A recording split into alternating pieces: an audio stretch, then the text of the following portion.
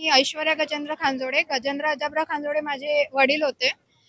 तर आज त्यांची 21वी पुण्यतिथी आहे. तर मी आज ब्लड डोनेट केलं आहे. तर मला या गोष्टीचा खूप आनंद होत आहे.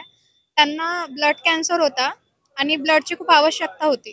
तर मला असं वाटतंय, की आज ज्यांना ब्लडची आवश्यकता आहे, त्यांना मी माझ्या ब्लड थ्रू त्यांना मदत केली आहे आणि असे अनेक लोक आहेत जे आज ब्लड डोनेट करत आहेत. त्यांना सुद्धा खूप खूप आभार आहे. आणि माझ्या काकांनी ही योजना राबवली आहे. सगळ्यांना त्यांचं पण खूप आभार आणि थँक असंच लोकांची मदत करत राहा आणि आमच्याकडून तुम्ही पण काहीतरी असं आयोजन करा, हेच विनंती. थँक समय निकाल कर हमें आज यहाँ ये सेवा देने का मौका दिया, धन्यवाद।